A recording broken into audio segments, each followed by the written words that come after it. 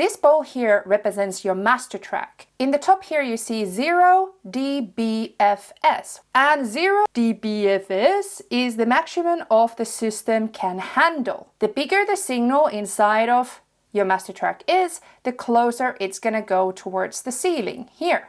The cats here represents the signal. So we have here a relatively healthy synth cat. So it's kind of close to the border, but its tail, so there's a peak in it that goes all the way to the ceiling that is being cut away. And that's a problem because that causes digital clipping. I'm going to talk about that in a minute more. But also we have a tiny little signal here. So if the signal is too quiet and you're going to raise the level of it later, it's going to cause some noise. So when we are recording sounds, we want to try to keep the signal between -6 and -12 to keep it nice and healthy.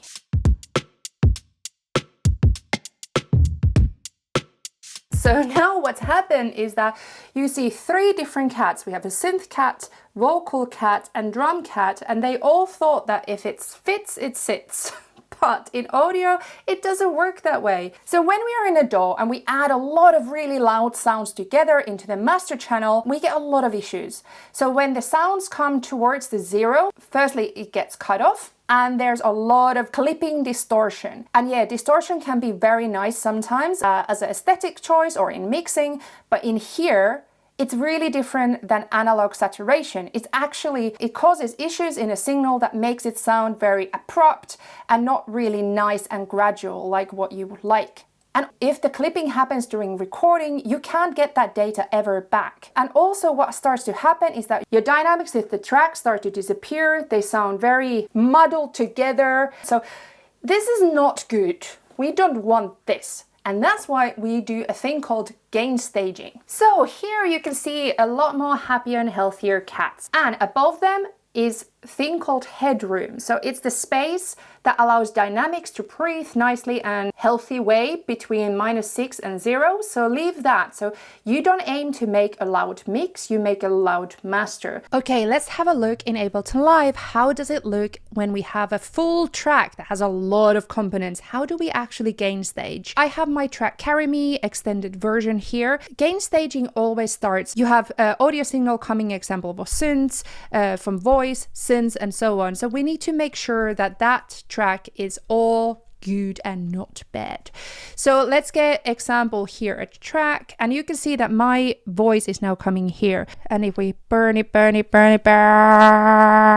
we don't want that to happen. So make sure that all your signals are nice and healthy around where this is now. So you can see -6, -12, 18. So the signal is below there, but it's also not super quiet over here. Another thing is virtual instruments. So each virtual instrument has an output control as well. So make sure that you also, if you add a lot of different oscillators, effects, and so on, all that adds gain. So we want to make sure that that is also controlled with the output.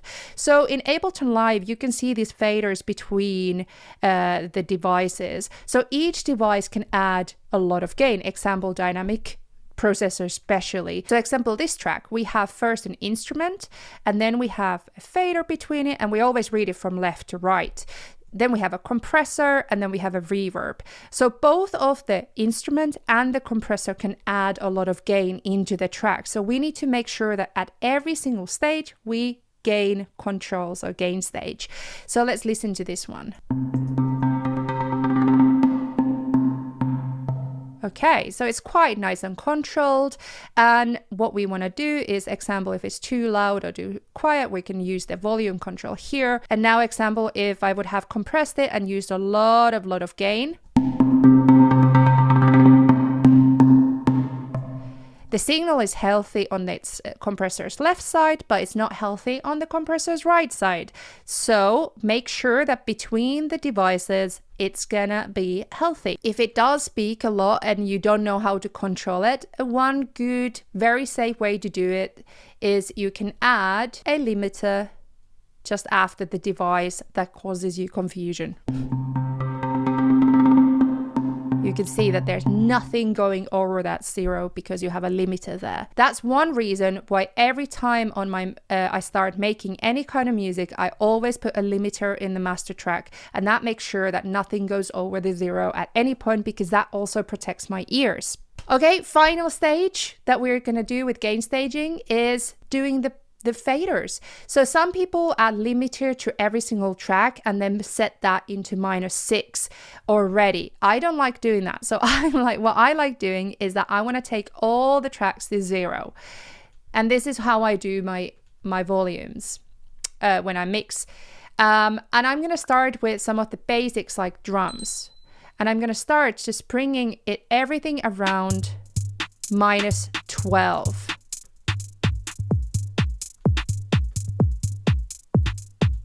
And especially kick is a very prominent element, so I'm going to bring that around 12. And everything is kind of sitting on the top of it and around it.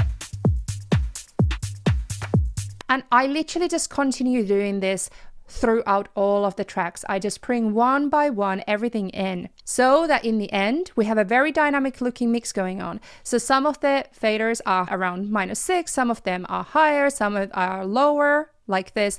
And the most important thing is, what is the result in the end? So at the master channel, I have nothing else than a limiter right now. Let's see what's the sum of all of these signals together. Carry me,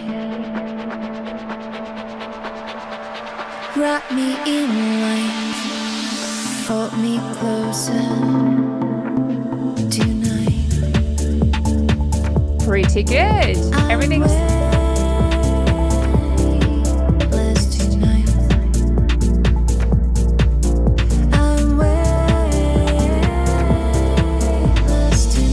So everything is around the -6, -12, somewhere there between. Little peaks go above it, little bit lower it, and that's absolutely fine. Now there's a plenty of space to master this, make it louder, bigger, all that. Hey, if you want to learn more about mixing, then check out my free mixing course over here or here, and also check out my all Ableton Live and Push courses from my website.